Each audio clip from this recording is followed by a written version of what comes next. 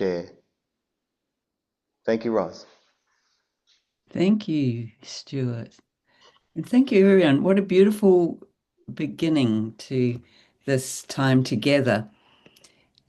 And I don't know if you know that, when Bill or Stuart asks if I'll do a talk, they always ask me if there are any special songs, and I go, no, I leave it over to you. Well, perfect choice today. And I know the ones coming up um, just fit beautifully. So, thank goodness you've got wonderful musicians there who kind of can capture that.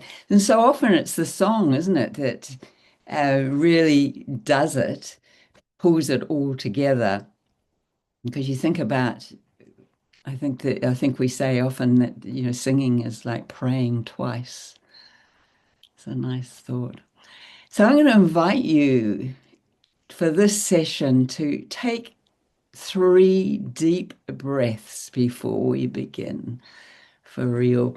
Take 3 deep breaths and sigh them out. So, breathing in and just let it go.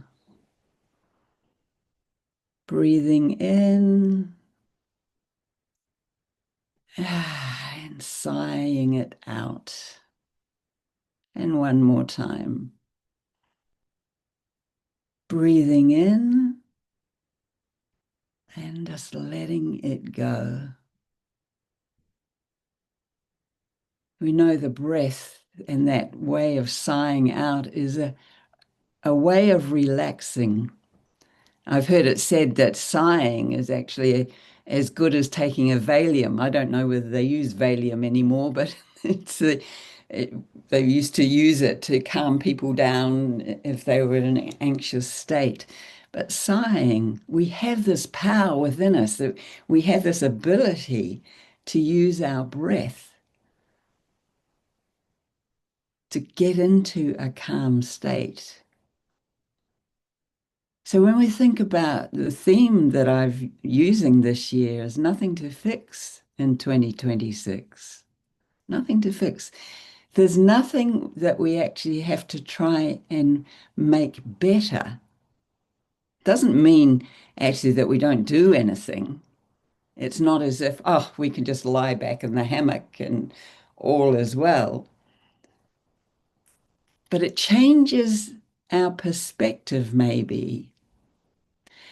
I've been reading the Book of Joy, which was a book put together about 10 years ago, uh, after a week when Archbishop Desmond Tutu and the Dalai Lama spent a week together in India. And it was the first time they'd spent any real time together. They'd only met 2 or 3 times briefly before that time. And here they spent a whole week. Amazing, precious time for two very busy men. And they were both, the Archbishop was 80 already, and the Dalai Lama was turning 80 that year. He's just turned 90 this year. And the kind of things that they were talking about in this, how do you practice being in a state of joy in the world when there's so much going on that is not joyful? And both of them, as you must be aware, the Dalai Lama was exiled from his beloved Tibet 60 years ago now. He has lived in exile. Desmond Tutu lived through apartheid and worked tirelessly to end that regime and headed up the Truth and Reconciliation Commission. These two men live in a state of joy. How do they do that? In fact, the Archbishop asked the Dalai Lama at one stage, with what you've gone through and what your people are still going through, being subjugated to the Chinese, that they cannot live as they would wish in their own country. How come you're not morose? And the Dalai Lama didn't know what that word was, but as it was translated for him, he's going, well, what would be the point of living in a state of misery? So, what is it that these two venerable, I was going to say old gentlemen, and I'm thinking, no, like, that puts me pretty much in the same category as them, I guess. But, what was it that they were able to teach us, to show us how we can live? I mean, would it be all right with you if you experienced more joy? Is there anyone here who'd going, no, no, it's all right. Don't need any more joy in my life. I mean, I'm kind of excited by, wow, yeah, more joy. That's something that I would love to experience. And it's not that I'm unhappy, but I'm thinking I could go with that. More joy, more of experiencing the delights of life. So how do they do it? One of the things they talk about in together is how they came to accept the world just as it is. They came to accept the reality. The Dalai Lama, of course, he said when he was first having to leave Tibet, he left in much misery and anger and sadness to have to do that. So he had to learn to do that. So that's a lesson for me as well in this, that we may confront things, we may have things that are jolting us that don't feel good, and then we can work to come to a place of acceptance. For me, this is rather like what we learn in unity around denial. It, when we have our affirmations and denials, the denial is not denying the existence of something, is it?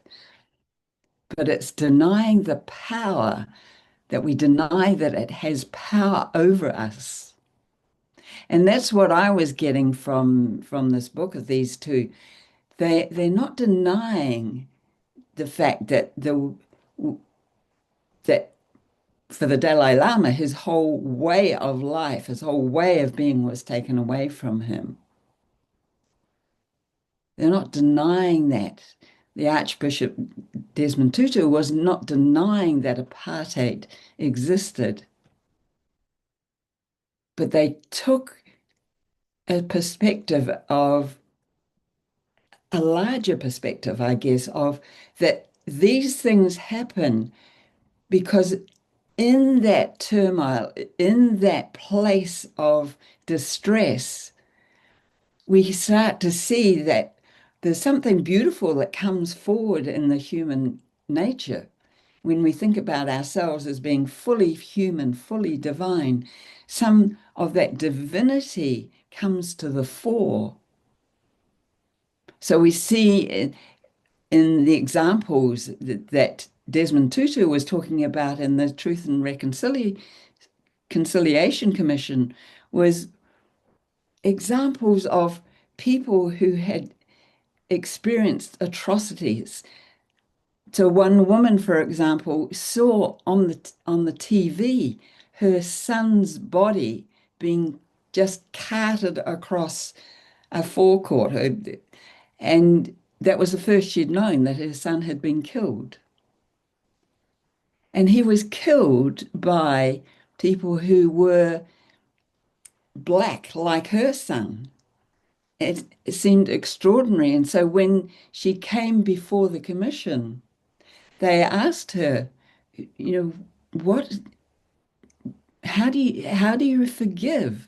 And at that stage, the young man who had killed her son asked for forgiveness directly, and she threw a shoe at him. I'm not forgiving you. And then as they sat with it, she came to a place where she could forgive him, and she walked over to this boy and said, my child, she called him. Amazing stuff that people can pull on through these incredible experiences that they have. And so maybe it's that when we look at the world that troubles us at the moment, when we can see things that are not right with the world, and we go, ah, what do we do? Maybe it's a place for us to pull on those amazing ability we have to pull forth compassion, open our hearts to the perpetrators even. We can open our hearts to the enormity of what's happened and forgive. We have so many examples, don't we, in the world. Nelson Mandela obviously came into the conversation between Tutu and the Dalai Lama. How did it that he'd spent, 24 years in prison, some of that in solitary confinement, a lot of it in terrible conditions, and was able to come out of that and lead his country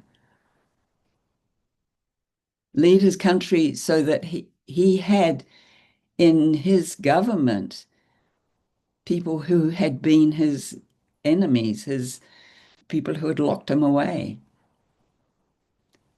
How does that change of heart happen? And sometimes we struggle, don't we? Sometimes I do struggle to find forgiveness in my own heart for things that happen.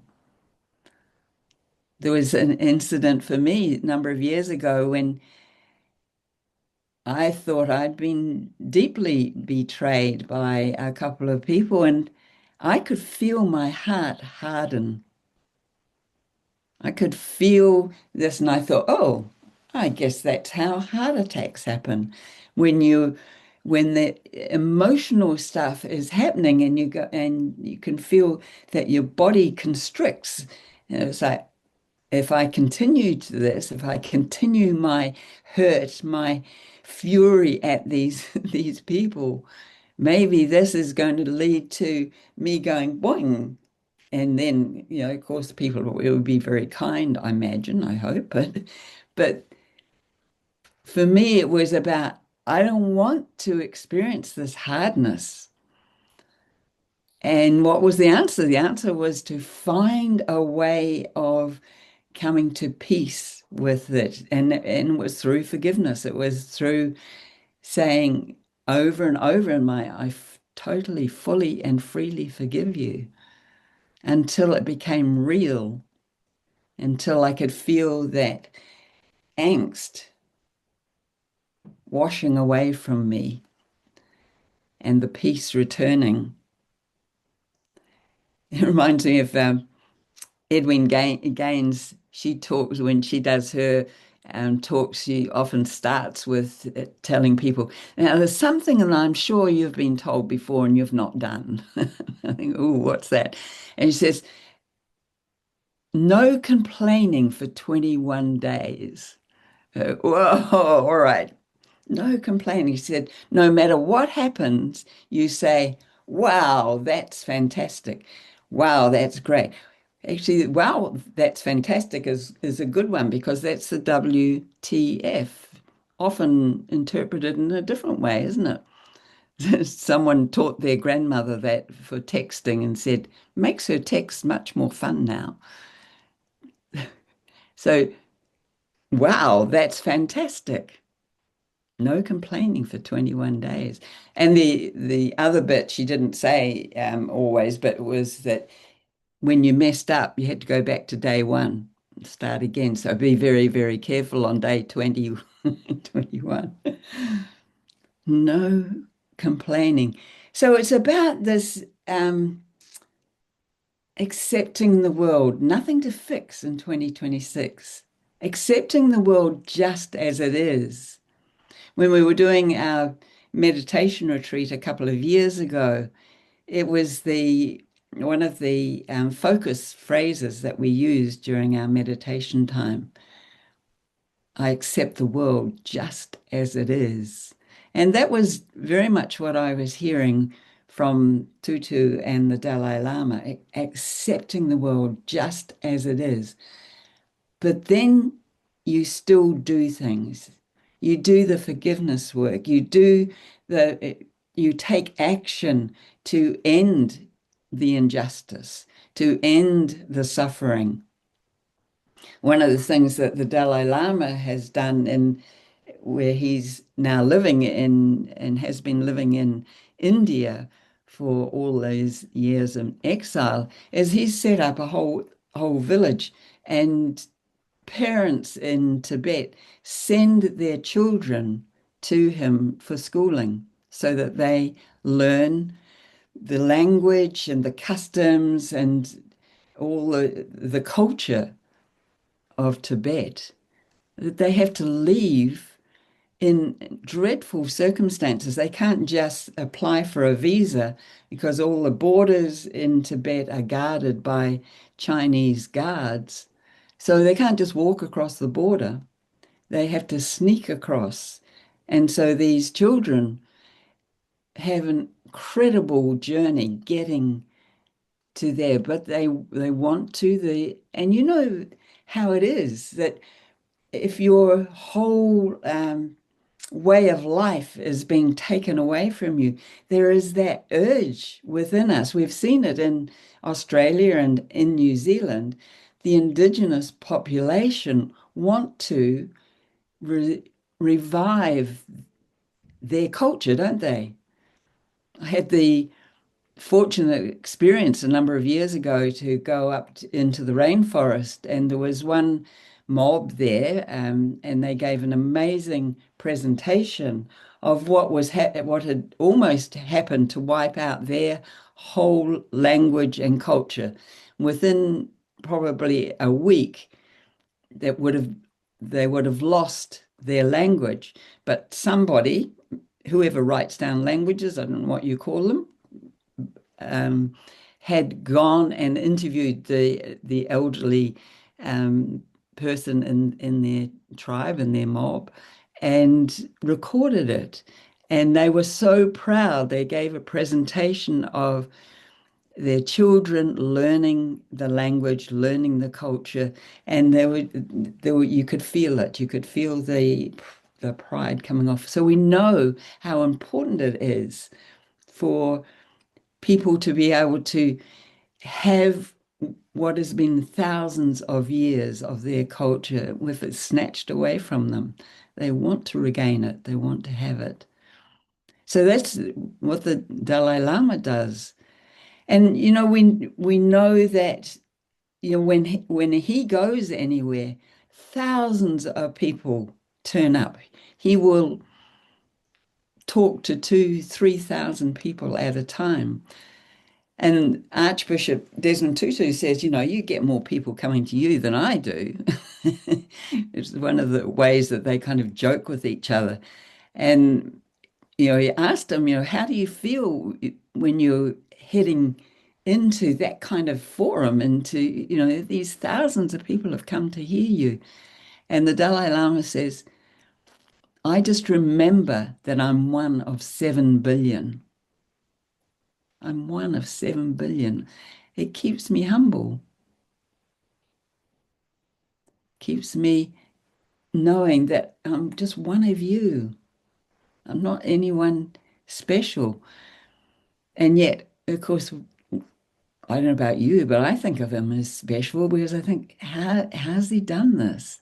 And yet here they are. They've been talking about the way that they do it. They do it by accepting the world just as it is, nothing to fix. They accept the world just as it is. And it's from that place of acceptance, then they can practice these other things. One of the ways they look at it too is of having a larger perspective. I suppose it is there's the story of the monk who had a student that was always complaining. Obviously, he wasn't practicing the 21 days of WTF, always complaining. And the monk was getting sick of this and he said, bring a handful of salt. And so the student brought the handful of salt and he said, right, put it in a glass of water, now drink it, which he did. And of course, you know what that would be like. It would be awful. So the student's spitting out the stuff. So what was that like? He's asked. Bitter. So then the monk walks the student down to the lake and says, so throw a handful of salt in the lake and now drink from the lake. What's it like? Fresh. So we put our problems, we put our issues into this larger container. We have a different way of looking at things. Maybe that's what being 1 in 7 billion is about as well. No, we're not something special, and yet we all are. We're one of 7 billion specials.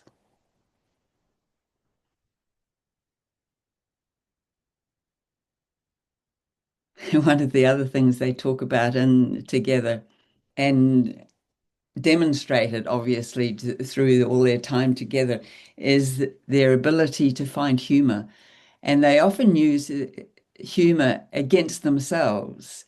So Desmond Tutu often refers to his large nose. I suppose when you look at the features of the Dalai Lama, which is a much more um, profile with a flattened nose, and so that becomes a source of humor between them. So what are the things that we can laugh about of ourselves that keep us in a state of, we are human, 100% human, 100% divine. I know there was a time when I I was looking forward to, I had a opportunity to spend an hour with my minister in Maine, and she would offer during the month of your birthday, you could have an hour with her for a spiritual checkup. And I had just become a licensed Unity teacher, so I was looking forward to this. And we got together for the hour, and she's going through a number of questions, and I'm feeling a little bit proud, and not quite humble. Maybe I'm feeling, I've done this work and I'm doing well. And then she asks a question about, is there anything that John does that annoys you? And immediately something comes to mind. Oh. And so I said, yeah, it leaves the toilet seat up.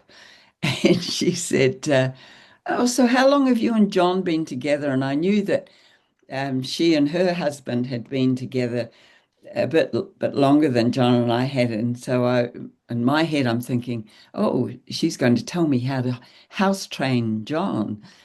And instead, she says, Ros, time you got over it.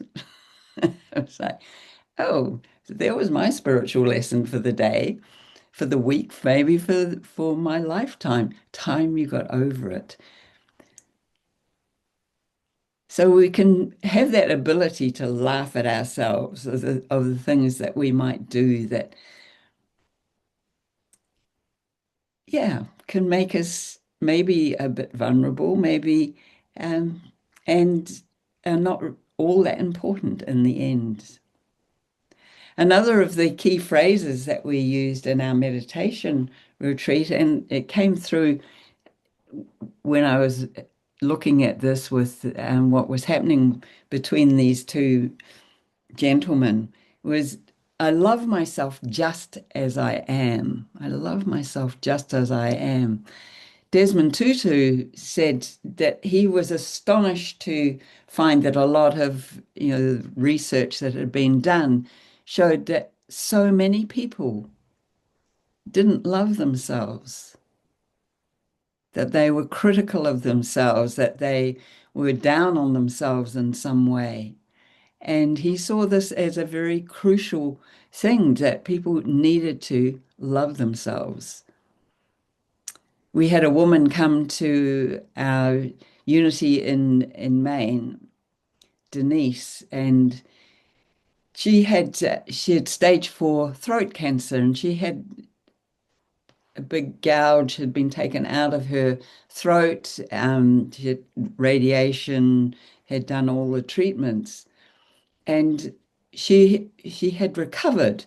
And she's said that the way that she had done this was that every day after she got the diagnosis, she would sit with a pen in her hand, and she would write down on a piece of paper, "Dear Pin, pain in neck," because her throat cancer was painful. So, "Dear Pin, what is it that I need to know?" And then she would wait until she got an answer and write it down. And she did this consistently over a period of time until she did heal. The answer she got almost every day in response was, "Denise, you don't love yourself. You don't love yourself." And so she started a practice of standing in front of the mirror and saying, "I love myself. I love you, Denise." And she would actually paint her lips red and kiss the mirror so that her mirror became lots of kisses all over her. I'm not sure if she could see herself anymore. But that practice of, "I love myself just as I am," how powerful it is. And she did heal.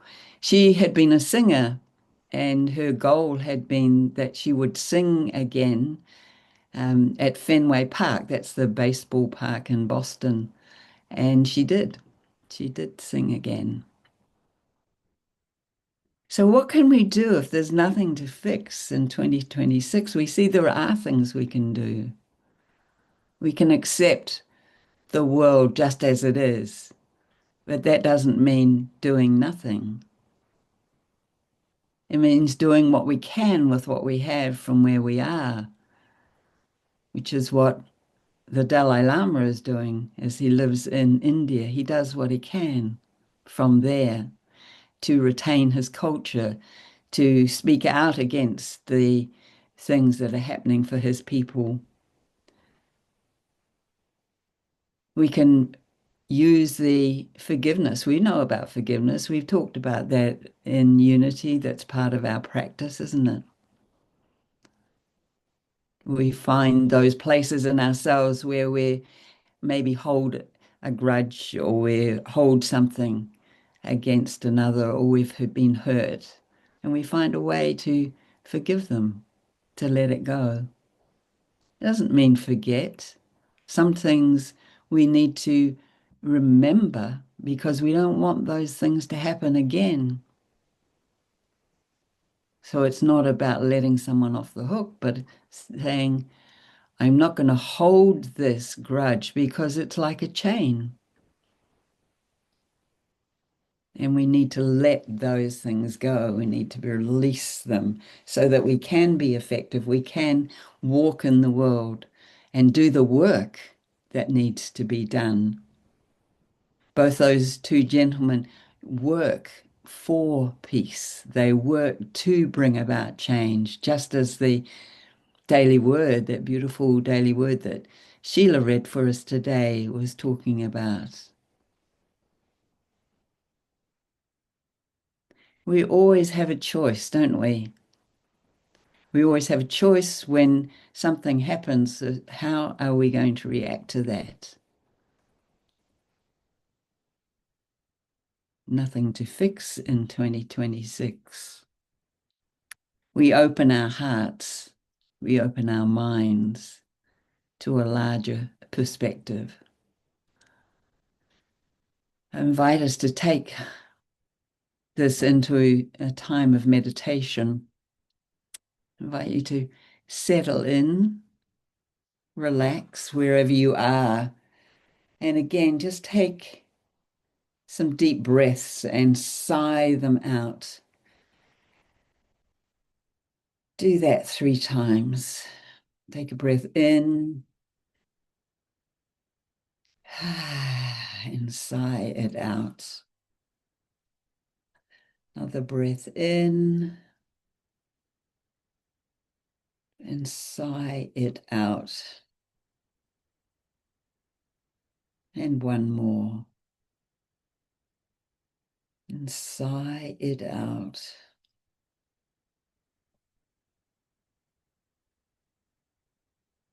And allow yourself to relax.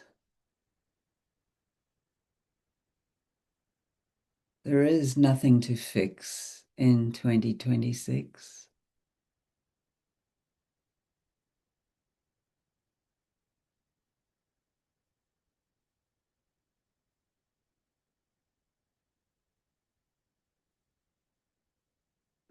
I accept the world just as it is.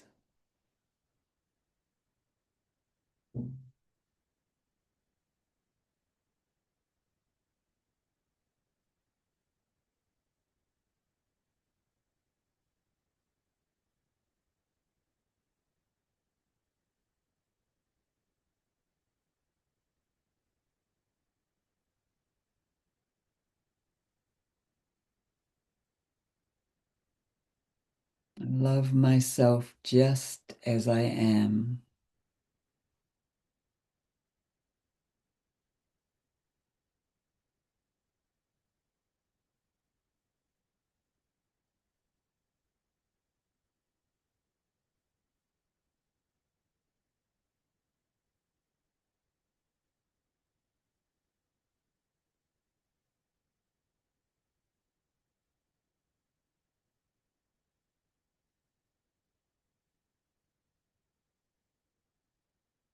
And just allow yourself a few moments in the silence of your being.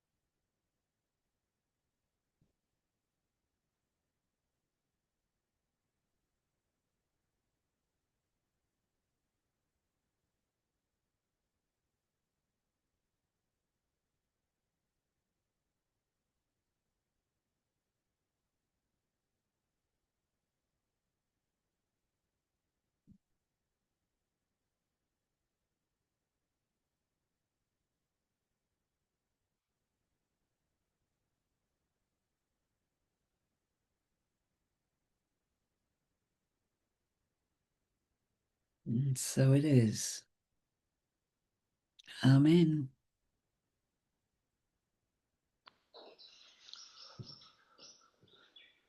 Thank you so much, Ros. That was gorgeous.